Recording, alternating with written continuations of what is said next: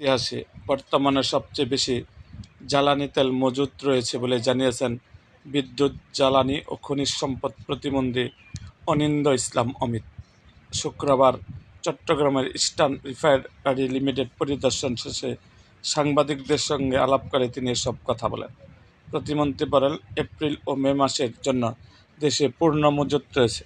বর্তমানে জুন মাসের চাহিদা মাথায় রেখে জ্বালানি পর্যাপ্ত মজুত নিশ্চিত করার চেষ্টা চলছে। জ্বালানি চাহিদা নিরবিচ্ছিন্ন রাখতে সরকার ধারাবাহিকভাবে কাজ করছে। তিনি দাবি করেন, বাংলাদেশের ইতিহাসে বর্তমানে সর্বোচ্চ জ্বালানি মজুত রয়েছে। প্রতিমন্ত্রী বলেন, সরকার বিকল্প উৎস থেকে পরিশোধিত ও অপরিশোধিত জ্বালানি আমদানির চেষ্টা করছে।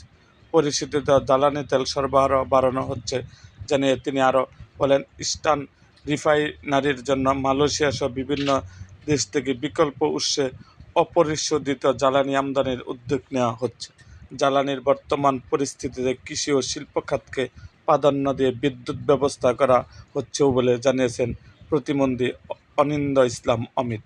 এর আগে গত 15 এপ্রিল জ্বালানি মন্ত্রণালয়ের মুখপাত্র যুগ্ম সচিব মনির হোসেন চৌধুরী জানিয়েছিলেন, বাংলাদেশের অকটেন এবং পেট্রোলের যে মজুত আছে তাতে আগামী 2 মাসেও কোনো সমস্যা হবে না।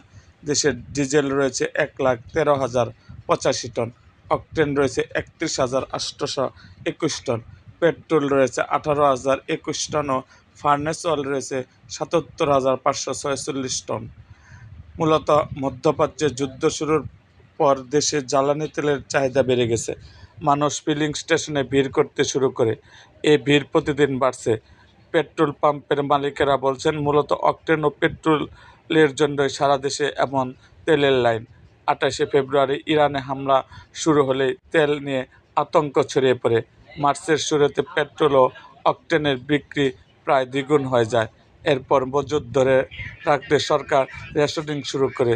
কয়েকদিন পর রেশনিং তুলে নিলেও বাজারে সরবরাহ করা হচ্ছে গত বছরের বিক্রির সঙ্গে মিল রেখে।